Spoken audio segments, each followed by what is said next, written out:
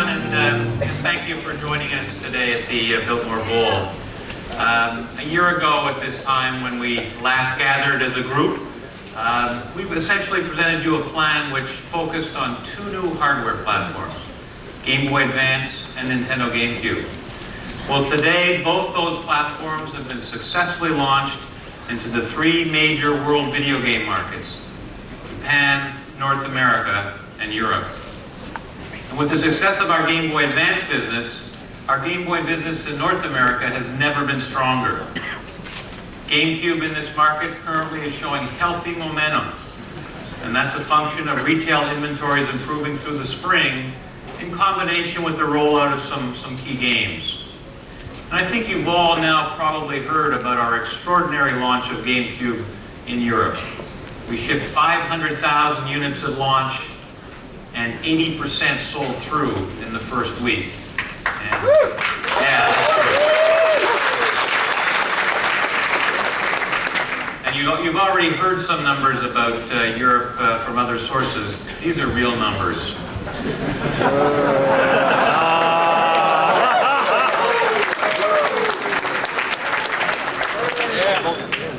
So today now, as we look ahead to the next 12 months, our focus really shifts from hardware to software.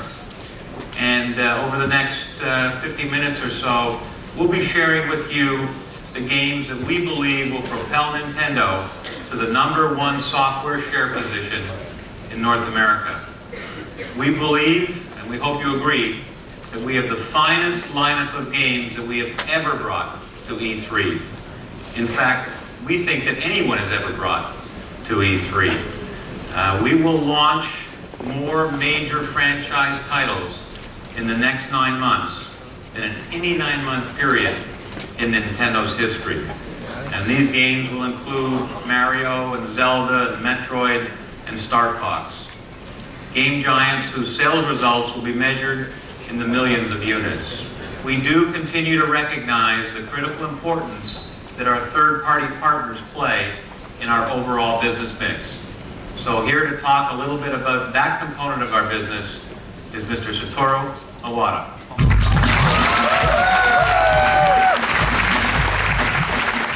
Thank you, Peter. A year ago, I told you about the Nintendo difference, the strategy we have always used to guide our company. Aside from our own established stars, we announced a broad new agreement with Namco to bring 8 new titles to Game Boy Advance this year and 6 to Nintendo GameCube by end of next year.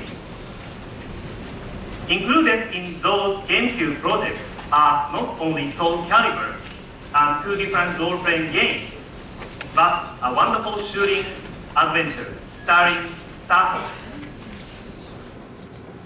Namco and Sega are both partners in development of the Triforce Board, a form of Nintendo GameCube technology that will power arcade games. And you are probably aware that Square and a subsidiary in Japan will be generating new titles for both Game Boy Advance and Nintendo GameCube. As all this indicates, our ties to independent third-party developers are now stronger than ever. And the strongest of all developers are working with Nintendo. But equally important is the growth of our talented and experienced internal development groups who are working on many groundbreaking projects. The combination of first, second, and third-party titles means more high-quality Nintendo games than ever before, and high-quality games for players of all ages. And Peter, why don't you show them what we mean?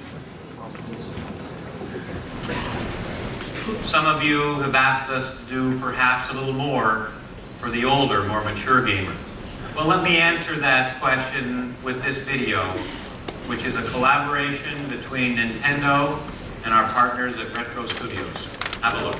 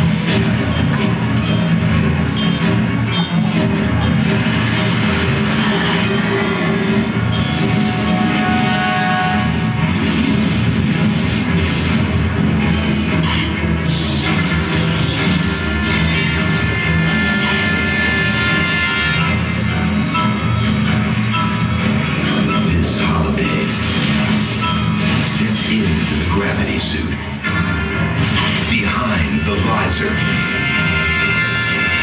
For an experience that's out of this world. Metroid Prime. She's back.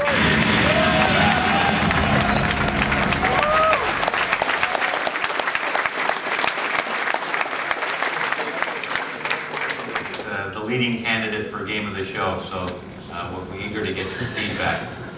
At the same time, we clearly recognize that it will take more than just one game to convince you that we're really committed to this older demographic. So take a look at these next two, one from our partners at Silicon Knights and the other from our old friends at Capcom.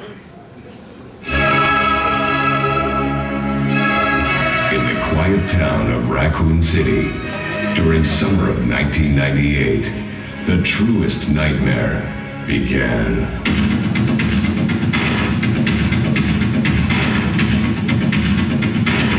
Barry! What is it? Look out! It's a monster! Let me take care of it.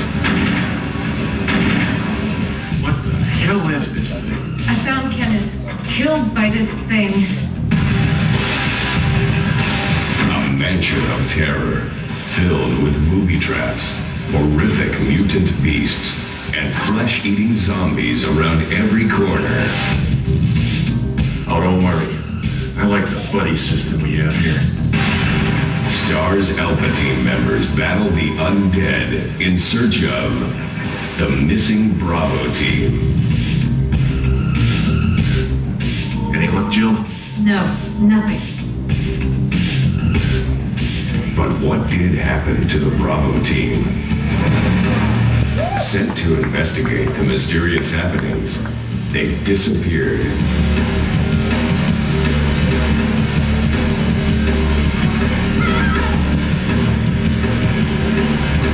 Soon, you'll discover the truth. Lifelike visuals and gameplay guaranteed to evoke fear. Coming soon, Resident Evil 0. And available now, Resident Evil. Defeat your destiny and live. Who will make it out alive?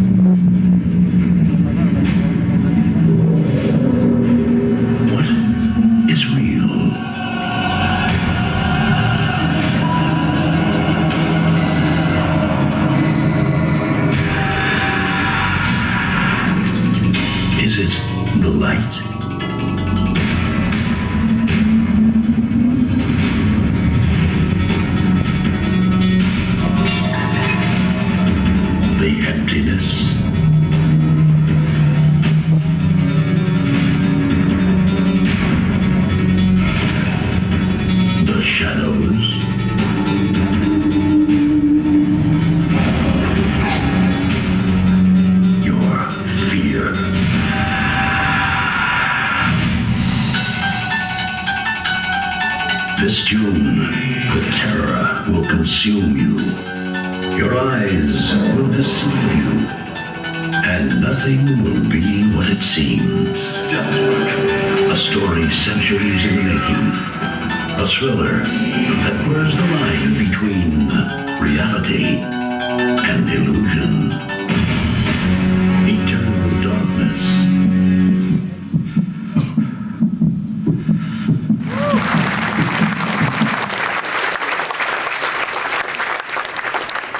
I think that makes it perfectly clear.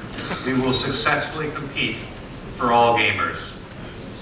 We also happen to have a system in our lineup that has always had very broad-based appeal, and that's Game Boy. And currently, Game Boy Advance is the best-selling system in North America.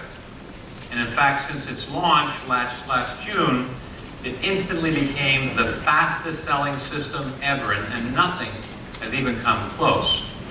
At this point in time, we've already sold through 6 million units, and by the time we all meet here next year, that number will more than double.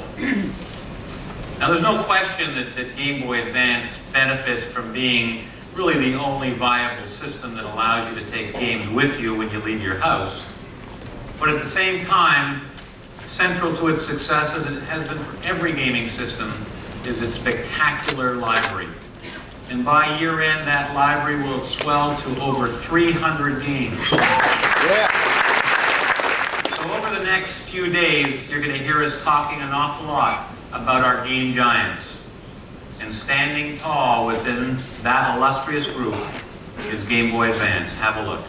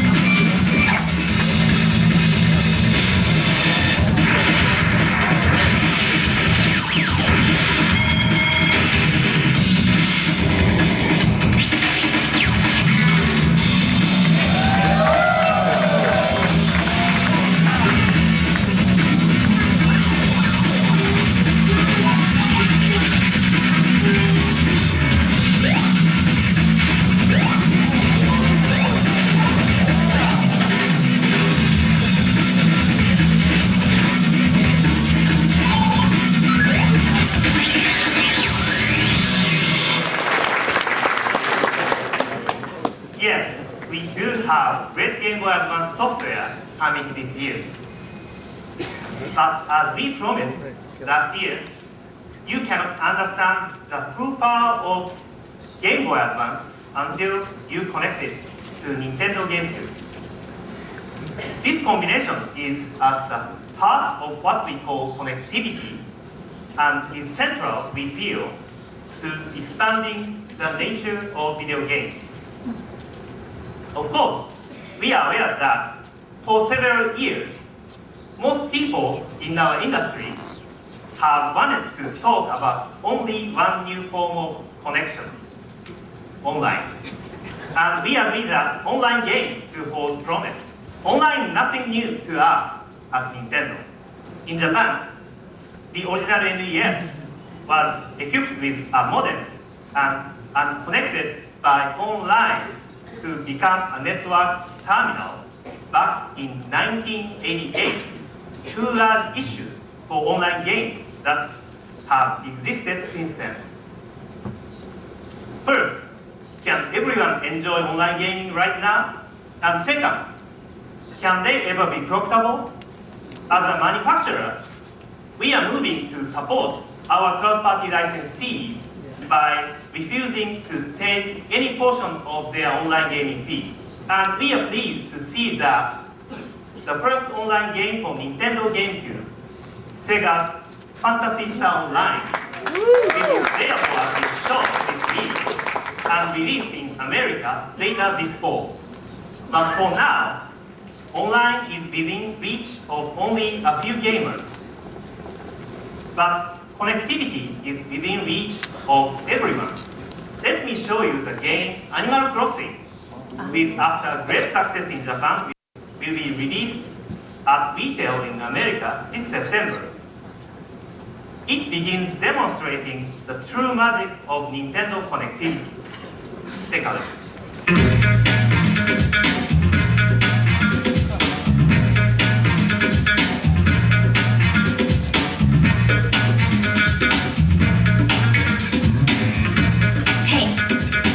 This new GameCube game, Animal Crossing. It's so wild. You get to live in this cool village. Without your parents. And do all sorts of things that your parents won't let you do. Like get your own place. Or even get a job. There'll be plane tickets to Paris. It's like living in your own little town. Where you get to decide what to do. Just imagine hanging out with your new friends.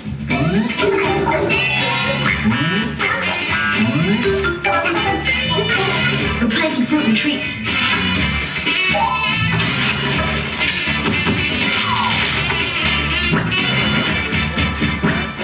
That you can actually sell for bells. And that's the money they use in the village.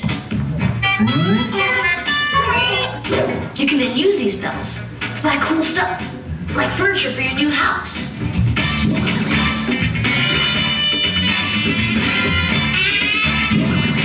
The most radical thing about Animal Crossing is that it's in real time. So when it's nighttime here, it's nighttime in the village. And the seasons even change in the village. When they change here. Whoa! I can also have up to 3 other people living in my village. Hey! It's 4 o'clock. My turn. Fortunately, I can save my village in this memory card. I can even plug in my memory card to a GameCube at my friend's house. And they can just hop on the train and visit my village. Hey, Toby. Hey, Toby. Hey, guys. I know I told you we could play Animal Crossing, but I forgot. I have an idea. Hey, Cindy, if you let us play, I'll let you design clothes for the characters in our village. Deal. Nice work. I forgot to tell you, if you plug in your Game Boy Advance to the GameCube with this special Nintendo cable, you can unlock crazy functions in the game. My favorite, the island, which you can only unlock by having your Game Boy plugged in. Get this. You can download a bunch of NES games right into your Game Boy Advance. Mom, are we ever gonna eat dinner? And check this out. You can even sit in your Animal Crossing house and play video games inside the game. Hey, Toby, you want to hear my new talent too? Of course. Good thing I have an e-reader. You can swipe this card on your Game Boy Advance for more sweet extras. Like instantly updating your town's musical theme. Hey, let's get some new furniture. I'm done designing the new clothes.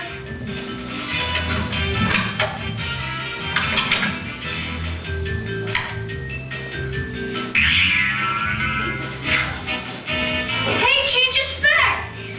That's nothing. Watch this.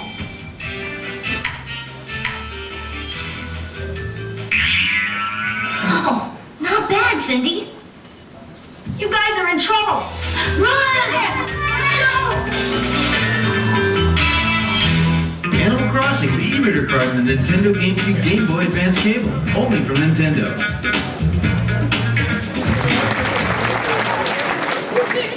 In Japan, the Animal Crossing audience is expanding in unexpected ways. At first, children would ask their parents to play along with them. But now, when the children go to bed, many of their parents just keep playing. How we define connectivity with Animal Crossing is just one approach. You will see very different ones from Sega, from Square, from Electronic Arts with their Harry Potter games. This approach not only has impact on gameplay, but also on sales. To repeat one example, when we can provide classic NES games for Game Boy Advance users just by downloading them from console software, that will do nothing but boost sales of both Nintendo GameCube and Game Boy Advance. And products using our wider applications of connectivity are on the way. The motion sensor technology we debuted last year in Kirby's Epic and Tumble Returns, letting you throw your game back and forth between Game Boy Advance and Nintendo GameCube. In this application, the GameCube not only plays its own version of the software simultaneously, but uses the GBA as a controller with a motion sensor. And in a new version of Donkey Kong for Game Boy Advance, you can edit your own gameplay maps and poses on your GameCube and then transport them for play on your GBA. And with the new game, Stage Debut, you can use our exclusive GameEye device to put your own face right into the game. All this, we think, is both innovative and remarkable. It will quickly change the way we think about games. And of course, when the Wavebird wireless controller arrives next month, we will also change the way you connect to your console. No more cables on the living room floor. We believe connectivity creates an exciting new future for video games. But there is also great excitement this year on the GameCube itself, right, Peter? I said at the outset that we believe we have the strongest lineup of games that we've ever had for any console, and I'll probably say that 100 times this week. But these are amongst the most recognized and popular characters in the history of our industry. And we're going to lead off with one that is from the amazing artists at Rare, and this one truly is destined for a great starter. Have a look.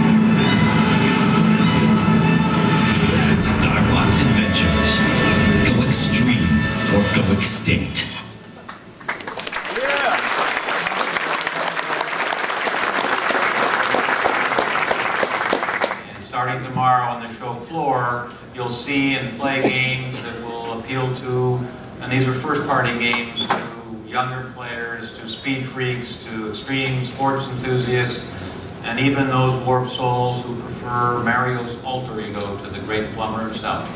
So have a look at these.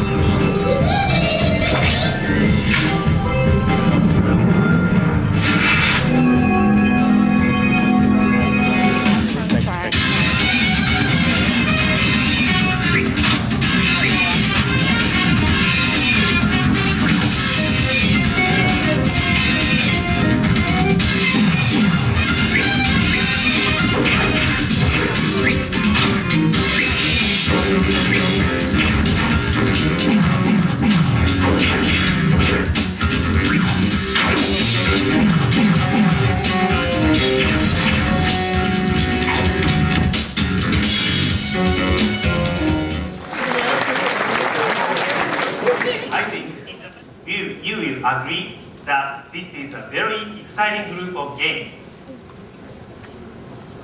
But don't worry, we still have a couple more things to show you. I'd like you to look at Super Mario Sunshine.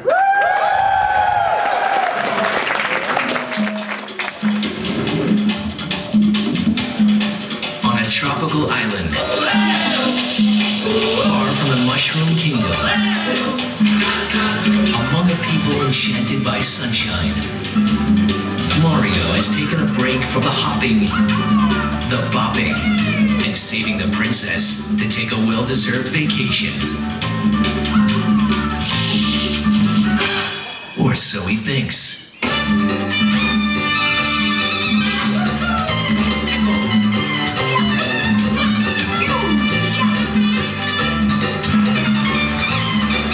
But this fall, something is amok in paradise.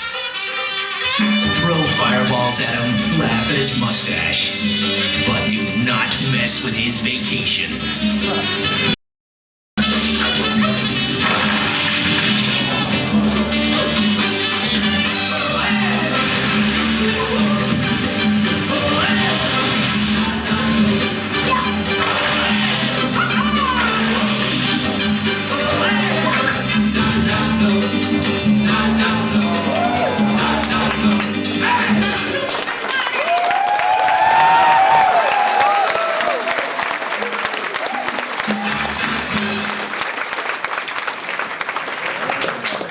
Please welcome the man who created the Mario.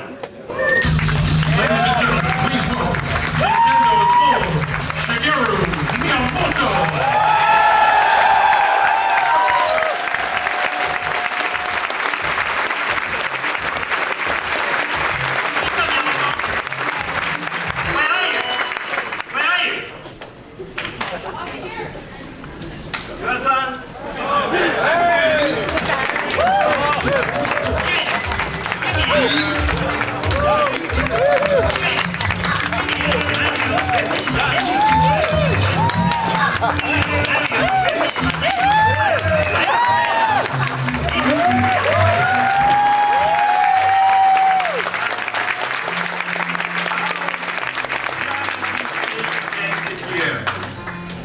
I'd like to welcome all of you to Nintendo's presentation. As always, I'd like to ask the president to translate.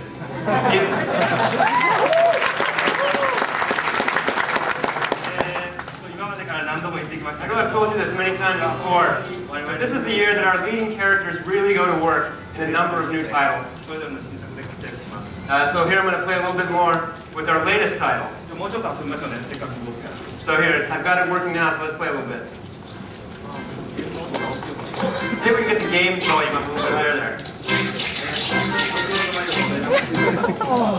as you can see, we've got some of the same actions as Mario 64, but we've added a lot more as well. Head sliding, some typo blocking.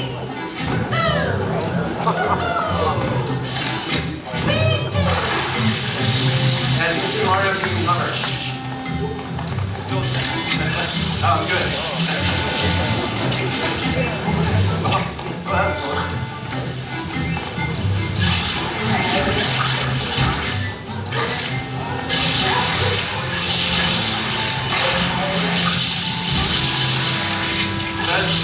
As you can see here, Mario is spraying water around to clean up the sludge.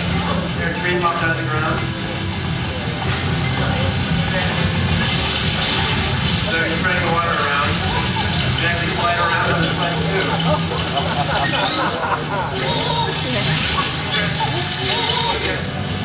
So I have to look closely. You know, Mario gets a cover to wash the sludge away. We've given him a lot of new jumps, like the spin jump. And of course, he's got his classic kick drop throw over there. And as you can see, there's a leaf here.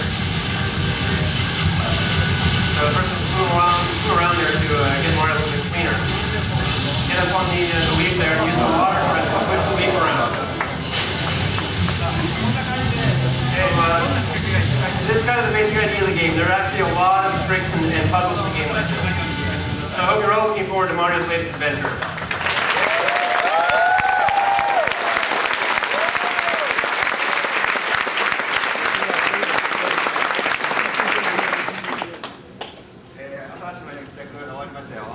So yeah, that's Mario for you.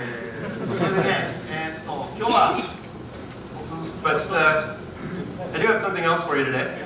I'd like to introduce you to a little friend of mine who you've all been so kind to talk so much about. Let's take a look at The Legend of Zelda.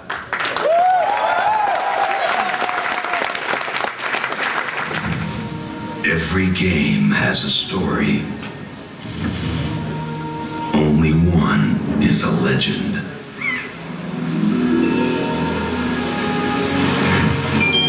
The legend is back.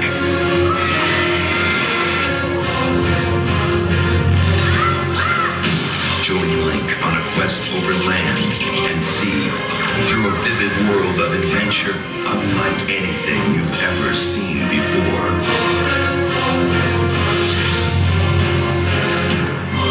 This year, the legend is reborn.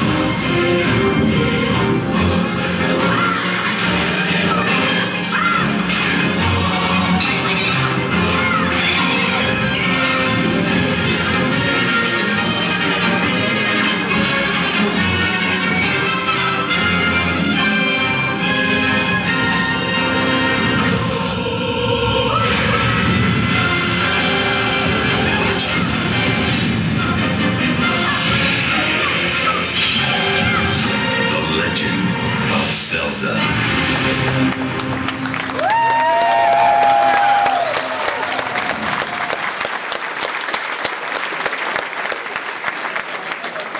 Thank you.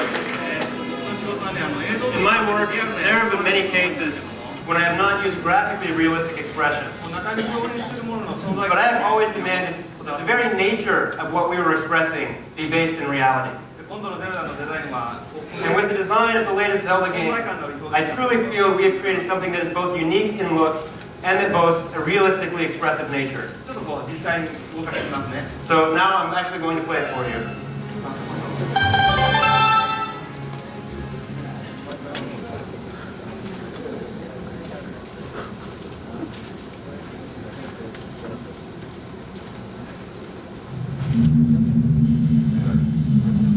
So it's a little bit dark here. We're in a dungeon.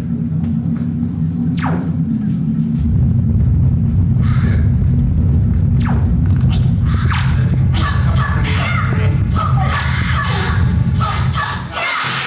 So you've got the classic targeting system.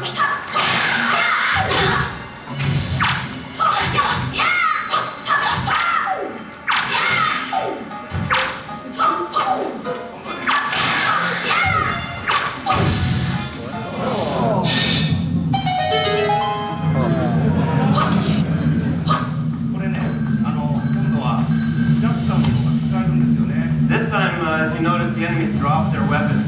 Link can actually pick them up and use them.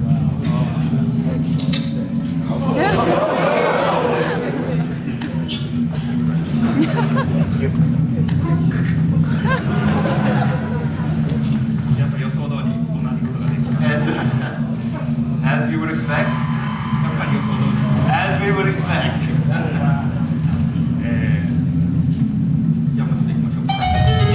Okay, let's go a little bit deeper into the dungeon.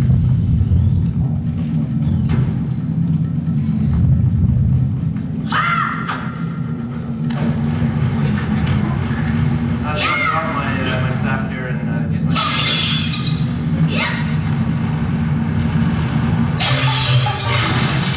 Oh, what's that? Somebody's here.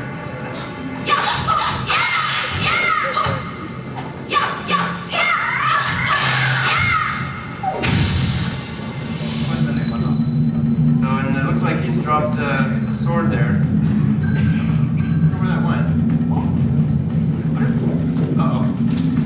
I can't find the sword.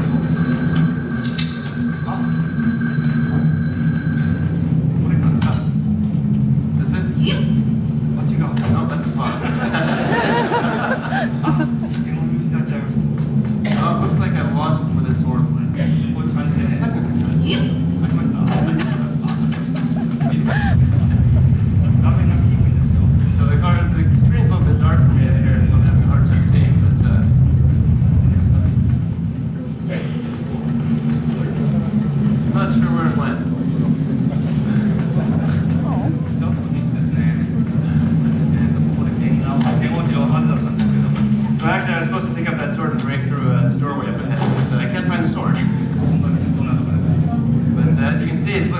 beautiful in here.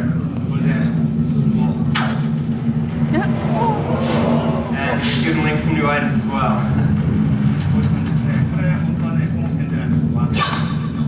See, so if I had the bigger sword, I'd be able to break through that.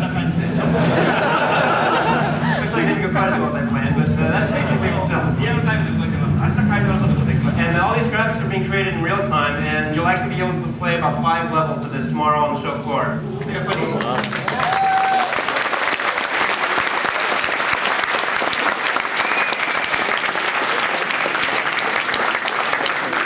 And there's actually some pretty funny scenes where Link picks up a barrel and kind of carries it over his head and does some hiding. So. But I think we've come quite away from the Ocarina of Time when we were just kind of moving images around on screen. I think that with the GameCube we finally have your very own cartoon that you can control however you want to. But while that may be the case, I have actually brought another Zelda game with me today.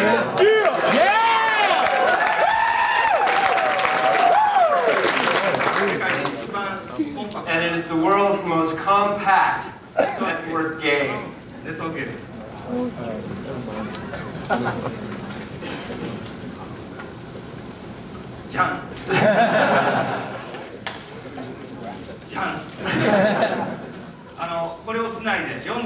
So we connect 4 Game Boy Advances for 4-player Zelda. And since I'm going to demo this for you today in 4-player mode, I'm going to need some help from the audience, I think. And I was thinking of trying to get somebody to come up here to help me. But as chance would have it, the man with whom I'm making this game, Mr. Okamoto, is here from Capcom today. So, Mr. Okamoto, if you can come up on stage, please.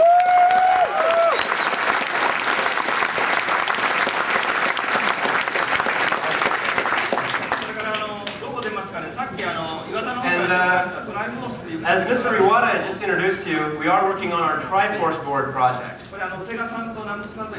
And we're doing this with both Sega and with Namco. If we could get the logo on screen, please? There we go. Triforce, Namco, Nintendo. And this is the name of our arcade system. And I'm really, really anxious to bring games like F-Zero and Starfox to the arcades. And I'm pretty sure that we'll be able to have 4-player link play there as well. So I'd actually like to invite on stage from Sega, the man who is creating F-Zero for GameCube, Mr. Nakashi.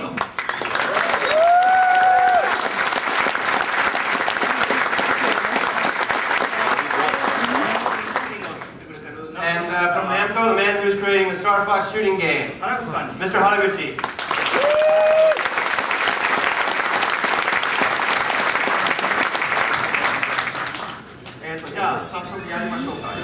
Okay, so we have 4-player Zelda. As you can see, we've got some special switches here to require 2 people, 1 to step on each switch. So we'll cross the bridge and... I'm falling! So we're going to go down towards the bottom right here. That's all that down to the bottom right.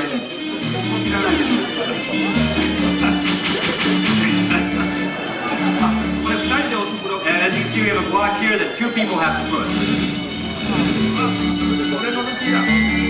Oh, but there's only 2 treasure chests. Uh-oh.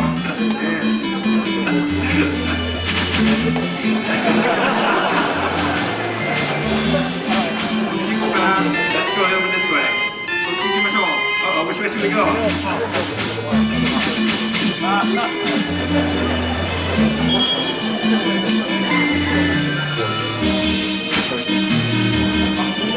Well, since Mr. Remote is playing with his friends, allow me to explain a little bit to you. The player who collects the most rupees in the match is going to end up being the winner. So really, this game is about both cooperation and competition. Oh! Looks like somebody really caught up. Okay, let's go back.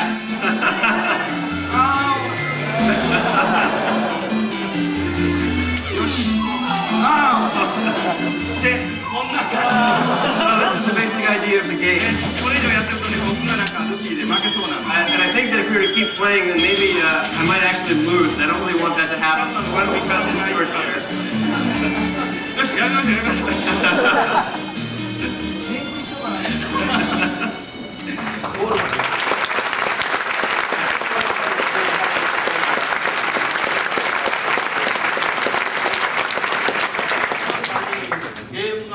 I mean, these three guys are really, really good at games. But, as you can see, there are even times when competitors can get together and cooperate once in a while. But, I don't know, maybe if you saw on screen, I think we may have been infighting a little bit there. Thank you very much.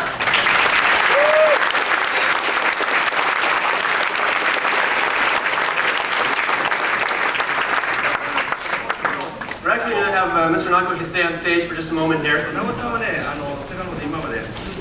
I'm sure as you all know, Mr. Nakoshi from Sega is the creator of Super Monkey Ball and Daytona USA.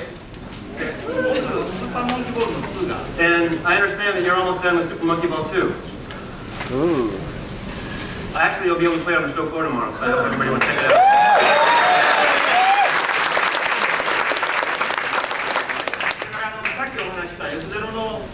And as we introduced earlier, I understand you brought some demo scenes of F-Zero for Nintendo GameCube. So today we're showing a little bit shorter version today. Tomorrow on the show floor you'll be able to see a longer one. Let's take a look.